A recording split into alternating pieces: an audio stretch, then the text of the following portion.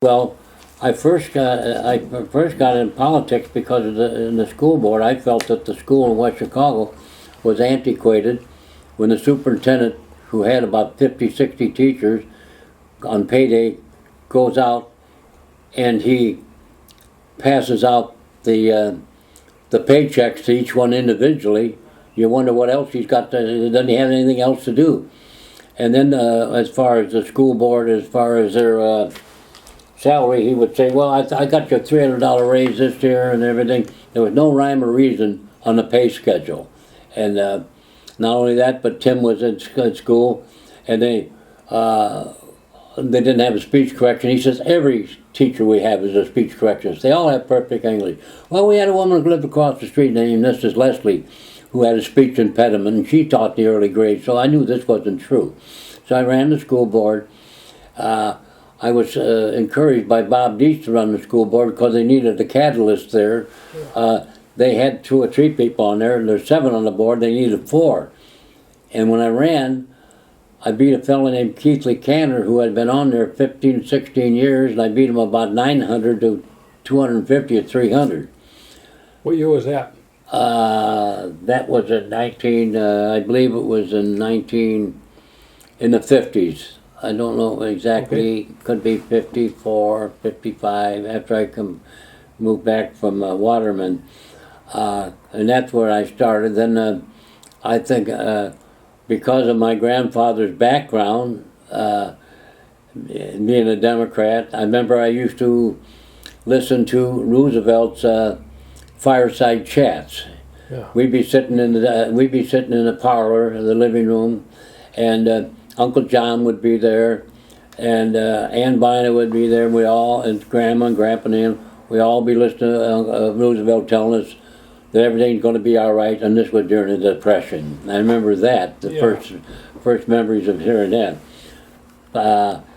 Then, as I grew up and I got older, I've always tried to help people out, or Danny would call it good works. Okay, yeah, go ahead. Oh, I also remember during the Depression that many times there would be 200, 300 bums on top of the railroad cars in West Chicago going through. Invariably, they'd go to the roundhouse, and Grandpa would send them over to the house to get something to eat. They'd mow the lawn or shovel coal in the furnace and things like that. Usually he was prejudiced about it. He would send a lot of Irishmen. They'd say, Denny sent me. But anyway, so in the 60s or the 50s, I ran the school board, and actually we made a big improvement in the school district. Unfortunately, 3 months after I was elected to the school board, the superintendent quit. 3 or 4 months later, the superintendent quit.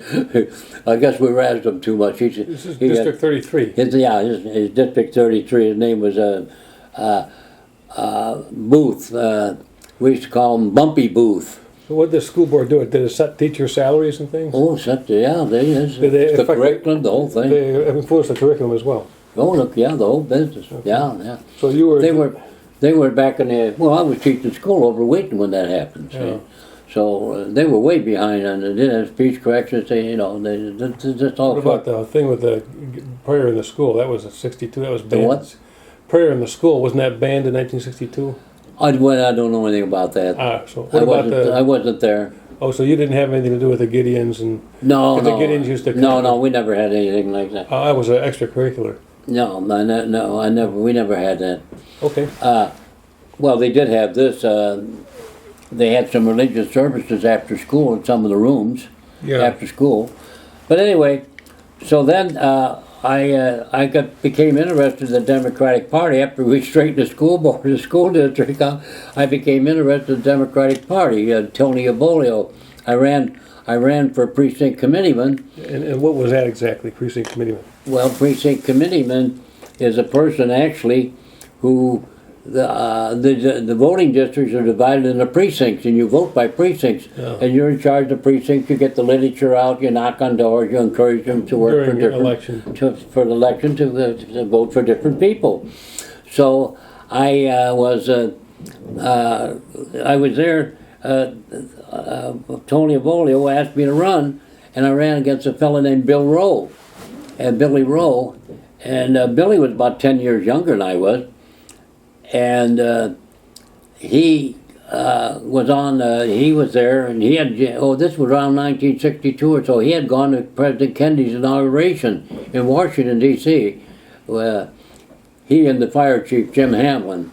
But anyway, they were two buddies together, and so I'll tell you a little aside thing. I was smoking cigars in those days, and I went over to the World's Fair camp. Ralph Coleman was running it, and I came in, and Rose saw me, and I only went in to buy some cigars. I wasn't going to drink any beer. Well, I went by Roe, and he lunged for me and grabbed me by the tie. I had a tie on there, going around knocking on doors, and I got his hand away from me, and I went to the end of the bar, and he says to Ralph Coleman, I said, I want you to watch this, because when I go out, he's going to jump me.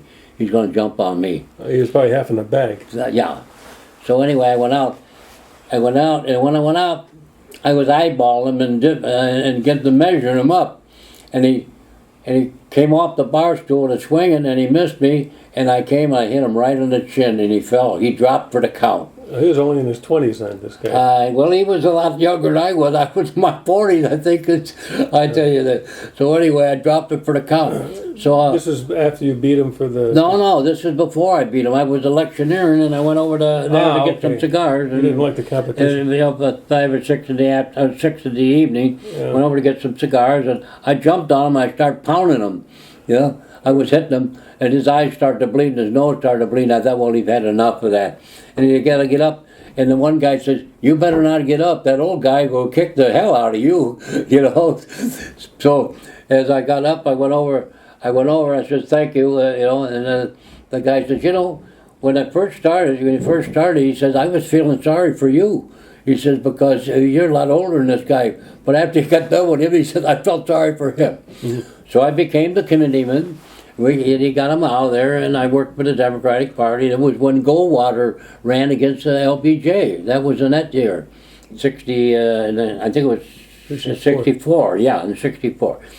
So then Tony Bolio got me interested in running on the city council. He was complaining that there were too many apartments in West Chicago. There were too many apartments, and there wasn't any. The zoning wasn't that good. And not only that, but as far as pond retentions, which they have a lot of now, that's why we have so many geese now, they didn't have any of this. The planning was terrible. So I got on, and I ran, and I won, and I beat the mayor's man. And the first vote I made was against what they call Pineville, up across the street from Woodward's funeral home. That was the first vote against that. That didn't work. I voted against the Carriage Woods. That one never worked. But then the mayor died, and I became mayor. And meantime, the end of Washington Street, they had already approved of 3, which I voted against, but 3 14-story buildings there. Over at the end of Washington Street and on Roosevelt Road, Route 38. So they approved of it. So the guy came in after I became mayor. He came in, he asked for a conference with me, and I sat down with him. I said, you're not going to build there. Oh, he said, we got permission. I said, I'm telling you, you're not going to build. The door was closed and was just he and I there. What do you mean? Because I said, I'm going to stop you. I says, we've got enough apartments in West Chicago. We just simply, there's enough. We got almost 18, enough units for 18,000 people. The population right now is only 13,000. It's going to be an inbound situation. I'm going to stop you. Oh, he says, you can't stop me. I says, oh, I think I can. I says, if you start building, I'm going to have the building inspector out there every day. He's going to find something wrong. Well, they never did build. And that was the story. And from that, I improved a lot of things there. The off-street parking at night. I forget who it was. Okay. Off-street parking, and I did something for the historical museum, started the historical museum. See, the whole thing is, if you don't get involved, you can't really control the situation. You have to get involved, and that's what I did. I got involved. When I was doing that, anti-establishment candidate. Well, that's what they say.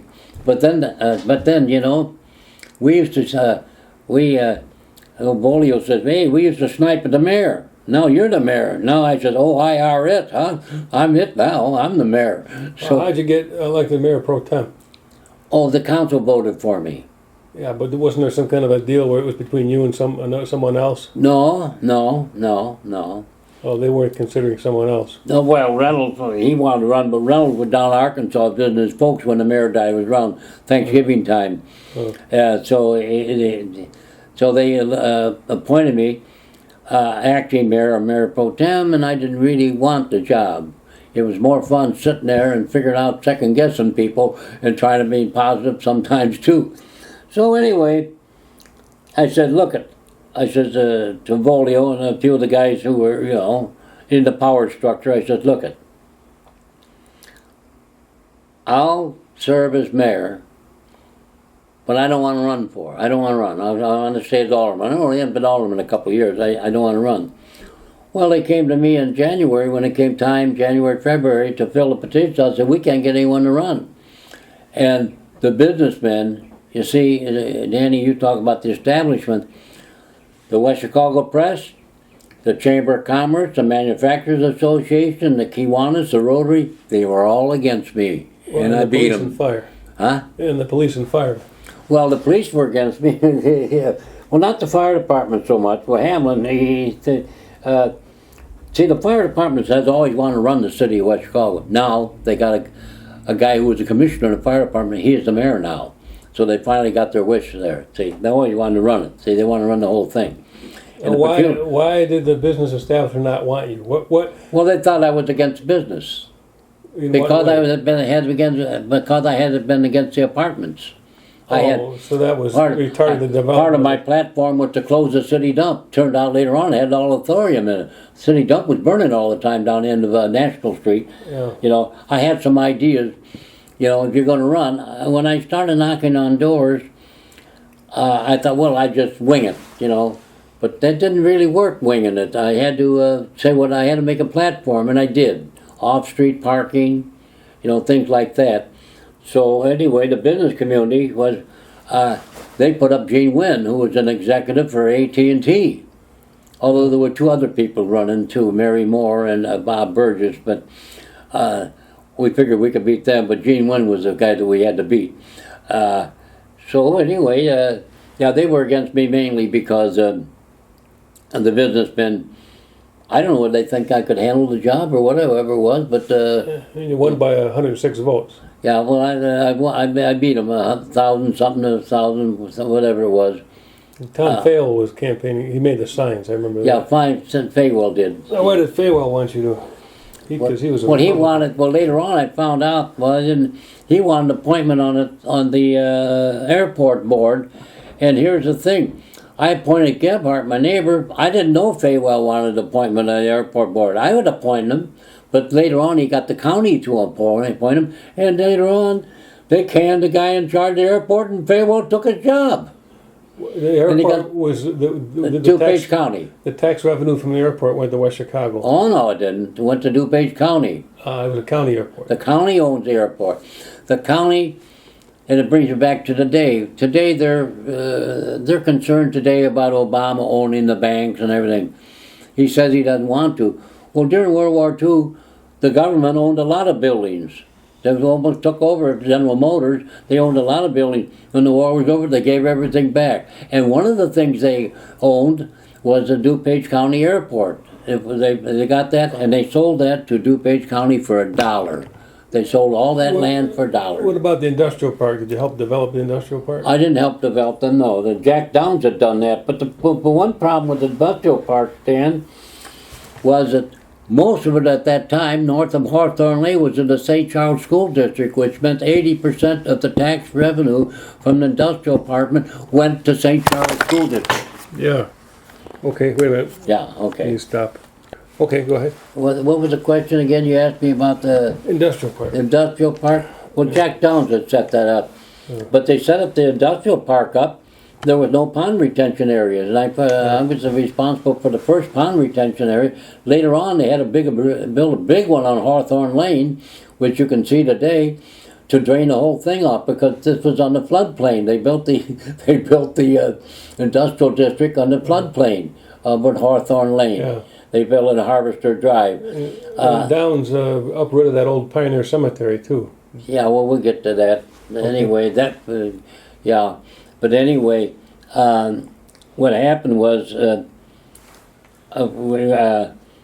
that, and then when people wanted to build, I insisted that they build south of Hawthorne Lane, which was in the, West Chicago was District 33, was annexed in the McCully School District, was a one-room schoolhouse over down Roosevelt Road.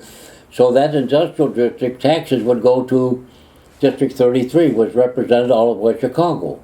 How could St. Charles annex land in another county? They didn't annex, it was a school. It was school. School district. It was from years ago. Apparently there was an old country school out there. They went all the way past the airport, way past, and north of Hawthorne Lane, over to about Handicap, and then straight north up there. Yeah. If you look at if you ever see a map of St. Charles, of the school districts, see the school districts, they can go from one county to another. They can't go from one state to the other. Yeah. But they can go, cities can go from one county to the other too. Yeah. St. Charles is in the DuPage County. That's how that worked. So anyway, later on, they had to build this big pond retention area.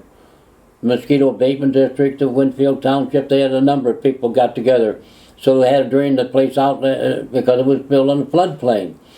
So anyway, and then what would you asked about? Well, how you're fighting with the police and firemen all the time. Oh well, we get that. With the police, they're kind of following you around after you get out of. Yeah, office. well, the biggest problem I had when I was mayor was with the police department. I didn't have much trouble with anyone else, but the police department. They under the previous mayor and other mayors, they did what they want. They patrolled where they want. They went where they want. They were sleeping in the gun club half the night. 2 cut squads would go out there and relieve the other 2. They'd go patrol for 4 hours, then they go sleep for 4 hours. I'd wonder how several of the cops could, how they could have a daytime job all the time, then work all night too. I mean, you know, it just was it was amazing how their stamina. I thought, yeah, a lot of stamina. Until one morning, when I was taking a dog for an early walk, and I went out past the gun club, and here the 2 of the squads were sitting back there. You know, and I was over on the other side of the old Warren Elgin tracks, and they didn't see me, but I saw them, and I came back about an hour or so later from near the old stockyard, and they were still there. So that happened.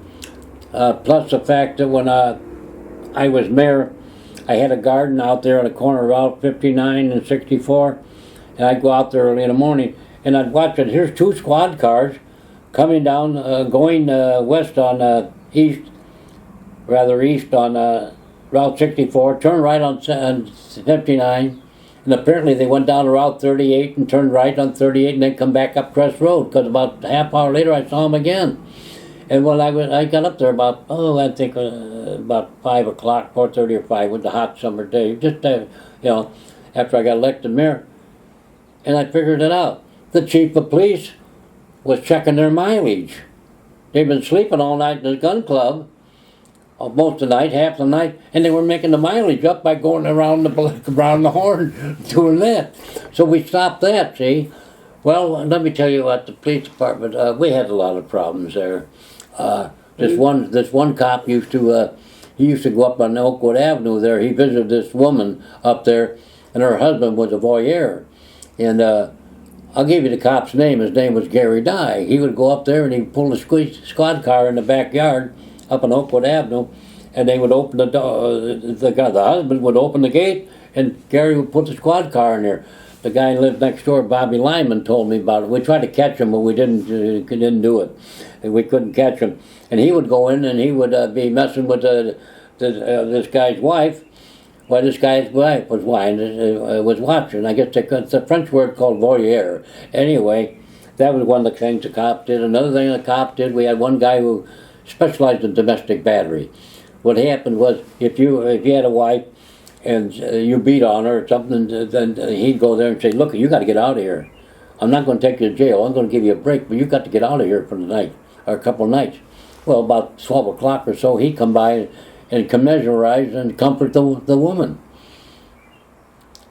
But the one that Tim knows well, Gary Dye, he punched Wally Gavan in the jaw and broke his hand. The cop broke his hand punching him. So anyway, I won't say all the stuff, but we had a lot of problems with the police department.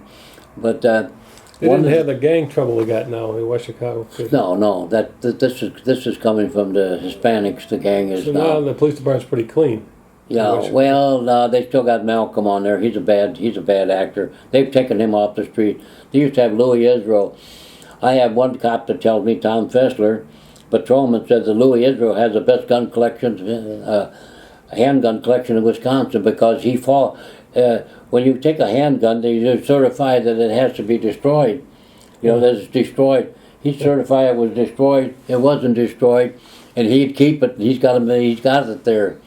I could tell you one thing. There was a guy named Truitt, Pruitt, lived above the old stone jug, the cobblestone now. And he said to me, Dick, he said, I got a problem. I said, well, what's your problem?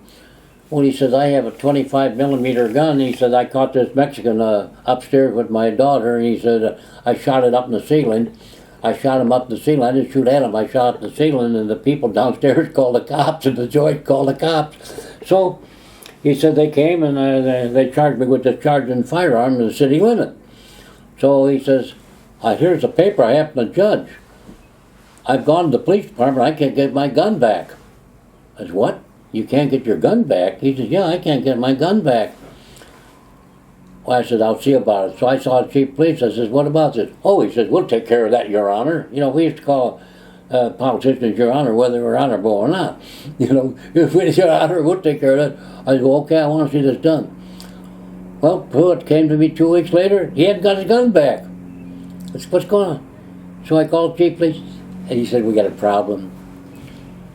He says, it appeared at a gun shop in Stone Park, Illinois, and a deputy sheriff from the DuPage County Sheriff's Department bought it, and he's got it. I said, you get that gun back. I don't care what you need to do to get it. You get it back, or this place is going to blow up. So he got it back, and that was it. We had a policeman ran over a kid. We couldn't prove it because none of the cops would testify. I took his resignation and everything. He's out in Arizona. And to tell you about him, I gave him a break. I think that's one of the worst things that I really shouldn't have. I really should have went after him bad, but I didn't do it. Anyway, the thing was about a week or two later, we suspended him without pay. A week or two later, his wife was down at City Hall crying. His name was Malaborn. Anyway, his wife was down at City Hall crying. They need food in the family, hadn't got any money and everything like that. So the city administrator called me up and I said, well, why don't we go down? I'll come down, I'll sign the check. So we paid him. Wasn't 2 weeks later, my son Tim was parked on the wrong side of the street, going to take someone to the airport or something. He had to stop by the house, and Malaborn was parked around the corner. He swooped down on him and gave him a ticket.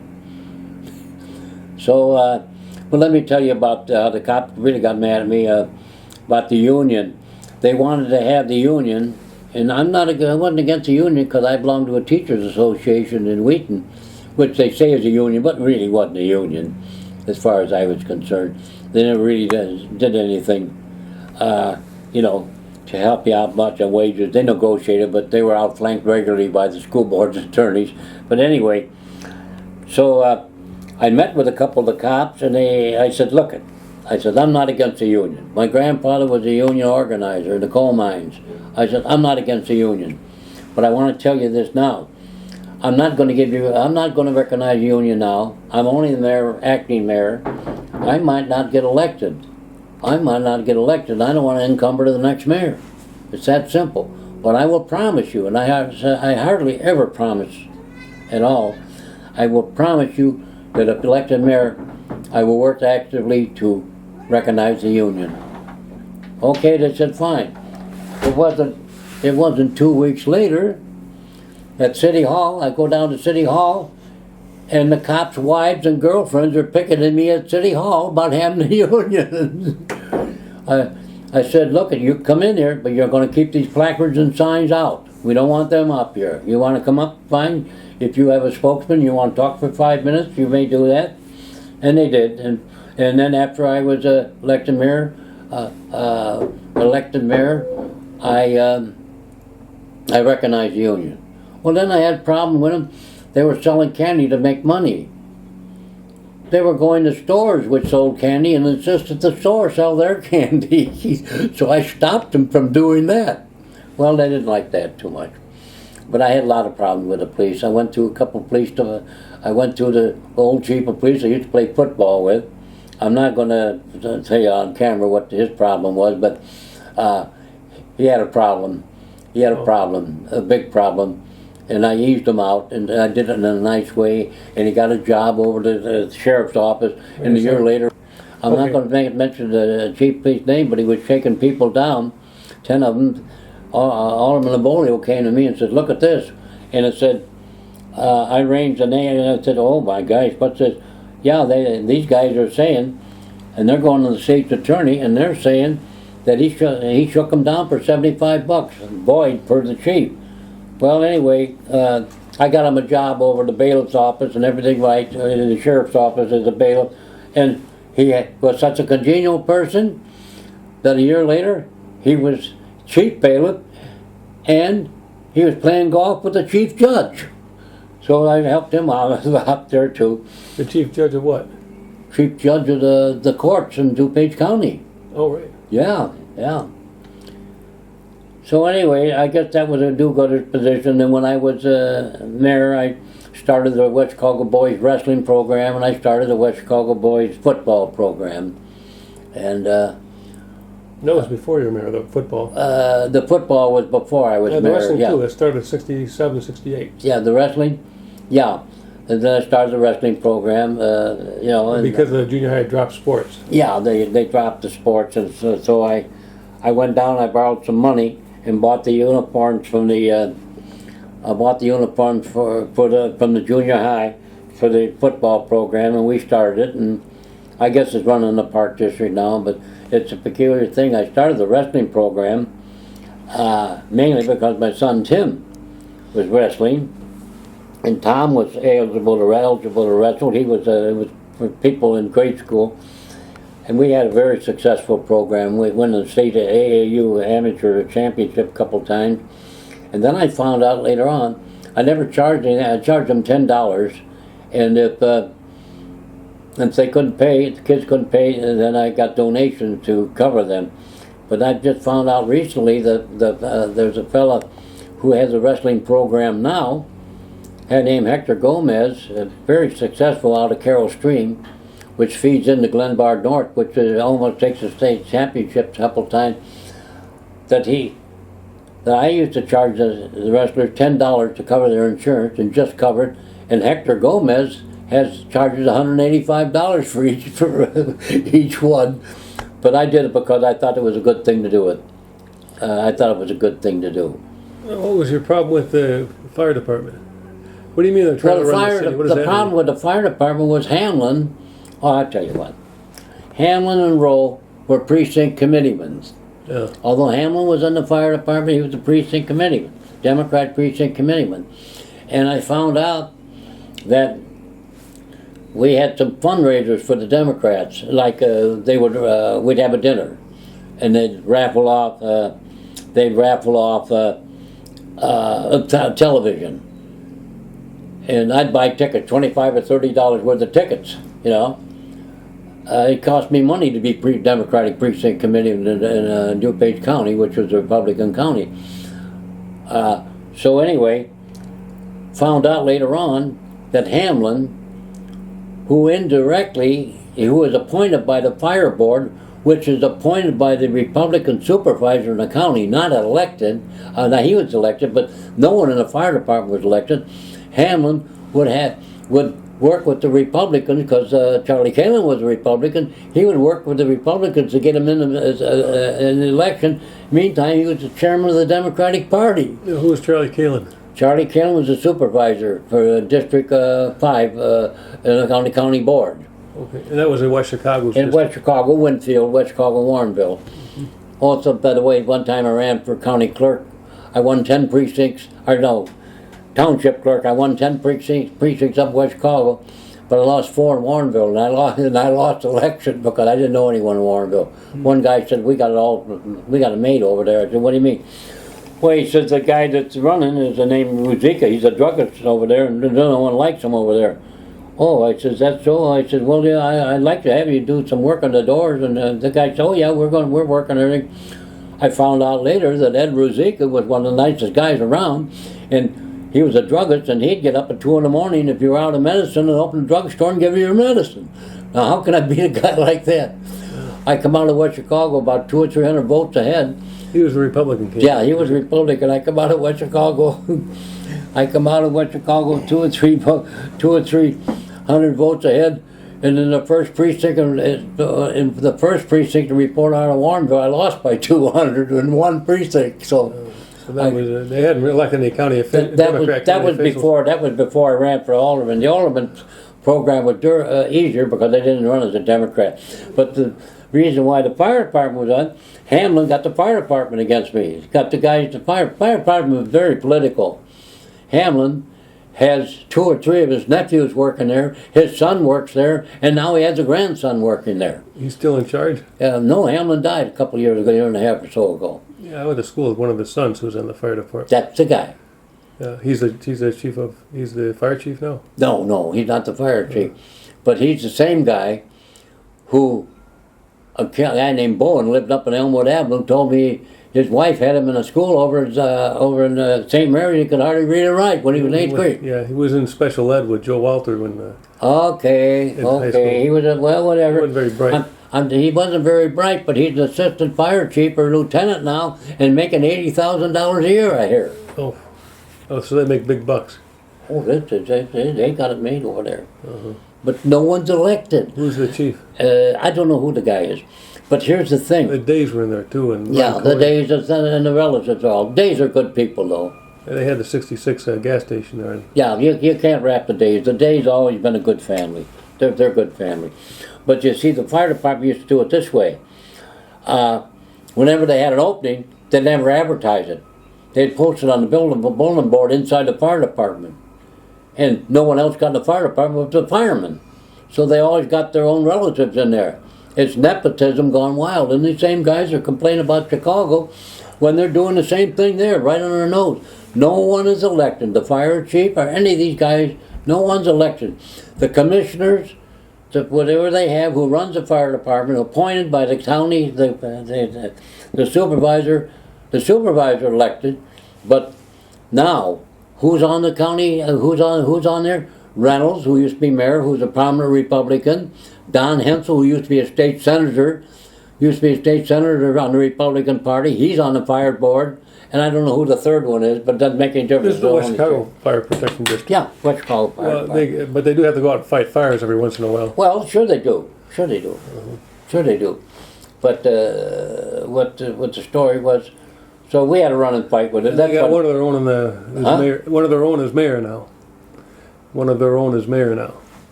Yeah, Quadman, the guy's name is. He was a commissioner. Okay. See, so they always wanted to run it, and I stopped Hamlin from running it, but So what the problem that you had with them was that the funds that were allocated to them were more than they needed. No, not the fire department so necessarily. Well, they did have a lot of,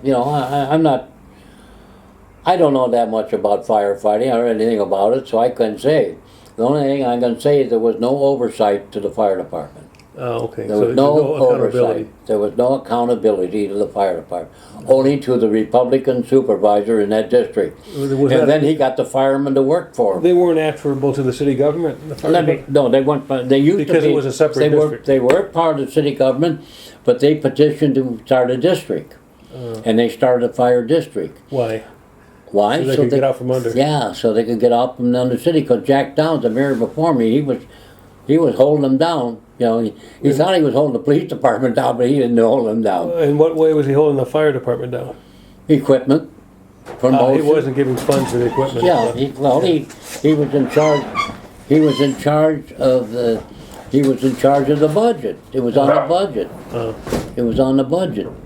So anyway, That was the thing, and Hamlin wanted to run it, and so we didn't leave Hamlin run it, and Okay. so we had the Wait a fire minute. department. Wait. Okay, go ahead. Start over. And alderman, school board, Anything you ever ran for? anything I ran for, the school board, the alderman, or the city clerk, or the mayor, I had to fight and to win.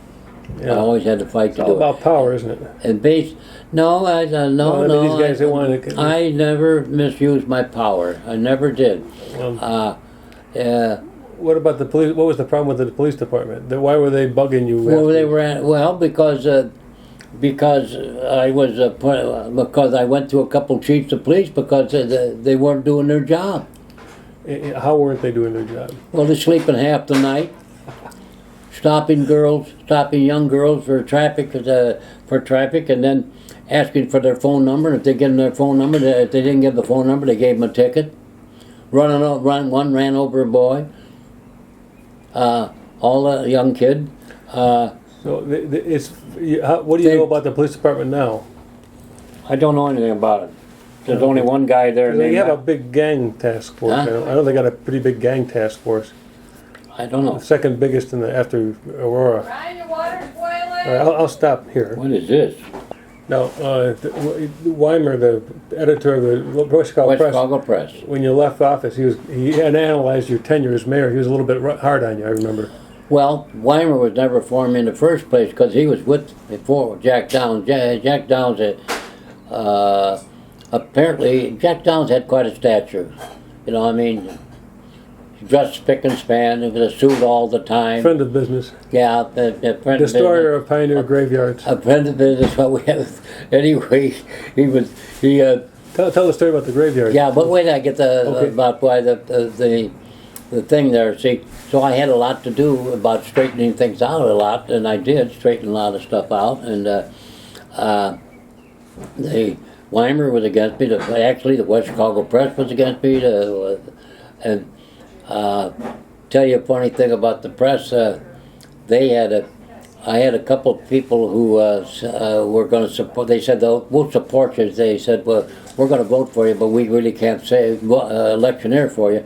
So the week before the election, West Chicago Press come out with a full-page ad for my opponent. Here's these two people, businessmen, with their names supporting them. They gave them money.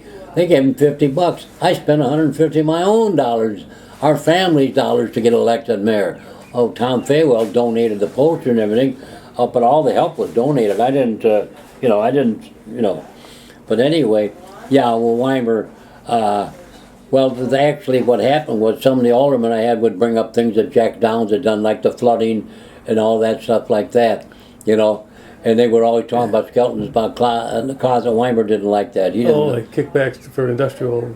Well, no, that came later on. That was another thing, the kickback in the industrial. Was he getting kickbacks? I found out. Downs. No, All right, you don't know. The city attorney told me it was a good thing. It was lucky that he was lucky he died when he did, because the FBI was. The IBI. The FBI was investigating him. Because his relations. I talked to the FBI myself after I got in office. They wanted to look at some records. I said, "Come on and look at them. You don't have to subpoena." Having to do with what, his relations with. I don't the know. They industrial didn't tell park? me. They didn't tell me what it was. They never told me what But it was. they asked you some questions, though. Huh? What kind of questions were they asking? They didn't ask me any questions. They wanted to know the They records. wanted to talk. Yeah. But he died in the meantime. Yeah, he died. Yeah, he died. I see. Well, I didn't know that he was being looked at by the FBI. I didn't know it at that He was time. probably getting kickback or something. Well, I don't know what it was. But if you talk about kickback, the building inspector, Carl Schweitzer, he was working against me. He's on civil service. You're not supposed to be in politics when you're civil service. He's working in the neighborhoods in the south side of town on Blair Street over there. So he's a building inspector. So I get elected, and Avolio comes to me. This is about 2 months after I was elected. He says, "We got a problem. We got a problem." What is it? He said, "I hear that Schweitzer's been taking kickbacks from Pier 1 and Import 1 and all different places back over in the industrial department, or over in the industrial area." I said, "What?" Well, coincidentally, the state's attorney came over, asked to have an appointment with me. I met him in the city attorney's office, and he says, "We've got a problem." I said, "What's the problem?" He says, we have information that your building inspector is crooked. I says, what? What kind of breaks would he give to these industrial park people? Like maybe they needed a fire exit or something. He wouldn't inspect it. Let them know, not in. Oh, he wouldn't inspect their. Make sure they wouldn't go to code. Wouldn't go to code. Yeah, okay. And he was getting kickbacks there, money, see, and Christmas gifts too. So I said, well, what's the problem? Oh, he says, your building inspector is crooked. He's doing this and that. He said, we're going to charge him. I said, wait a minute. He's in Geneva now. He's resigned. He said, they said, he doesn't work for you anymore? I said, no, he doesn't work for me anymore. He doesn't work for the city anymore. In fact, when he resigned, he says, he didn't say to your honor. They always say, call your honor. He said, to whom it may concern, which meant me. I said, let him go. I gave him and I've been. Why did he resign? Because he knew they were after him. He knew that we would be stumbling into something. I wasn't after him at that time. He knew we would be stumbling into something. He knew that. But I didn't say this. When I got elected mayor, I came home from school, and your mother, Danny, your mother said, why don't you look down the freezer? I said, well, what do you got down the freezer? She said, why don't you look? Well, I went down the freezer with 120 hamburgers from Otto & Son, who makes hamburgers from McDonald's. I said, how do we get these? Did you order them? She said, no, we didn't order them. They just delivered them. I said, let me look at the slips. I look at the slip and it says, NC, no charge.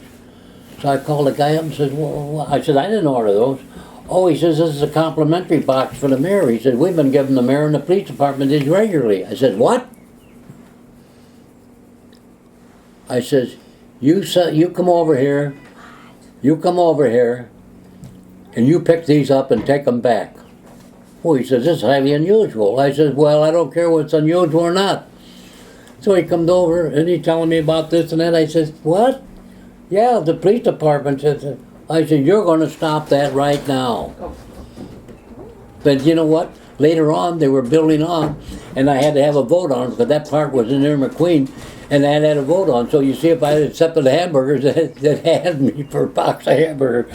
But anyway, the thing was, then I found out later on, after we got the chief of police left, that the police department would make out lists for Christmas gifts, and someone at the police department would go to the industry or something and say, well, this is what we need for this officer and that officer.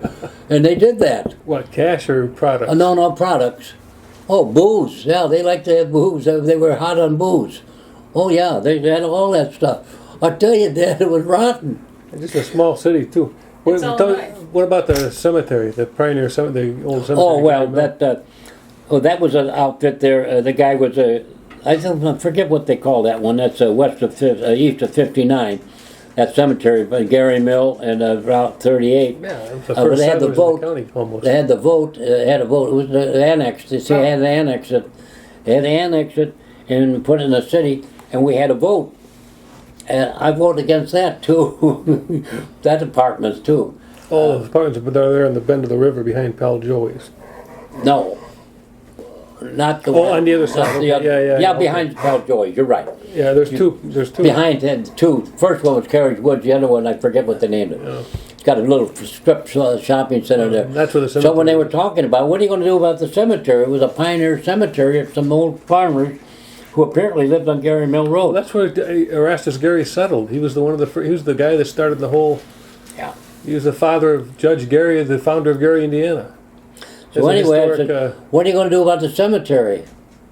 You know, what are you going to do about the cemetery? Downs, no, what is that? I was alderman at the time. Oh, okay, and you saw the tombstones. I was alderman, I backtrack. I was alderman time. What are you going to do about the cemetery? Oh, we're going to make a cul-de-sac there, a little kind of memorial park around it. Come in there from Gary Avenue, and you can drive in.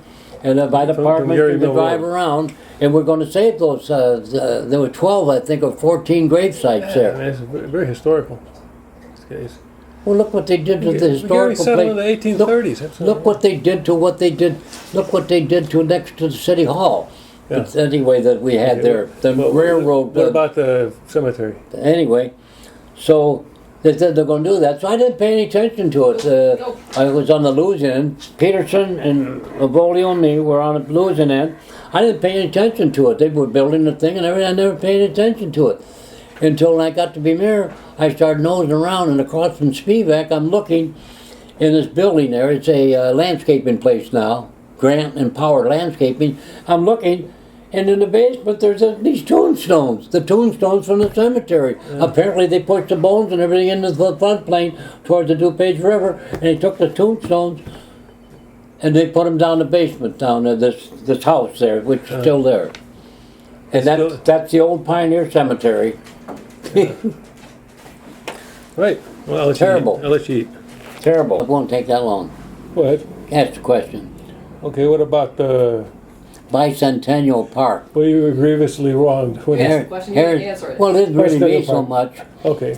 Heritage Commons. Yeah, it's part of the history of the community. Part of the 200th anniversary in 1975, when I was mayor, a 200th anniversary of the city, or the country, the Bicentennial Commission, we received some federal money, and we matched it. And the book by Frank Scobie is one of the projects that we did. Yeah. And another one was a Heritage Commons Park. You don't know how much that book cost. No. Whatever it was worth every penny. It's a great book. But I'm the one that did that. You know that. You see my name in there. Yeah.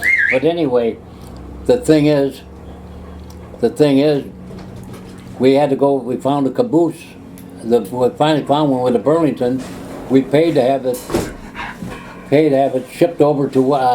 We paid to have it on the railroad go over there by Bob Salt and Feed, and they took it off there, and Belding put it up in the park, and then we had the old. The depot, you mean? No, I'm talking about the caboose. Okay. And the original Burlington Depot, which came from the 1850s, early 1850s, on Geneva Street, we had that moved there. And that little steam engine, the fellow made, a guy named Duque, he made the steam engine. We had some other artifacts in there. And what's happened, when I came back to West Chicago, they had done the park in. They sold the caboose up to Dundee or Carpentersville. Recently this was. I heard. And last couple of years, within the last few years. Yeah, I don't know, I think Fortner did it, or Lakis did it. Lakis was another. Oh, to make room for the apartments. They sold the land, and they sold the land for the apartments. They sold the land to a developer for apartments, but they have not. They got rid of the caboose, and the problem is West Chicago has a history. What happened to the depot? The depot is behind the museum down on Turner Court, and they had a rock with my name on it, right out by the favorite store. This one guy was telling me. The favorite store, a rock right along the sidewalk there, right where the Bicentennial Park was, and one guy said it was his favorite rock because whenever time he walked his dog would lift his leg on it and wash the rock. I says, no wonder the rock was turning yellow. But anyway, they did the thing in. And what is wrong with that?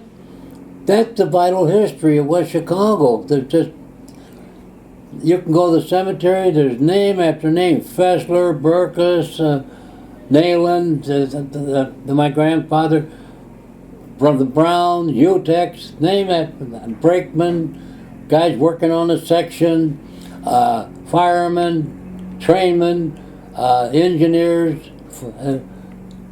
And this is what the history of West Chicago. And I told the present mayor, I said, well, you know what? I'm not a racist. I had a son-in-law that was Mexican. But I said, you know what we ought to do now? You ought to put a taco or burrito stand over there now.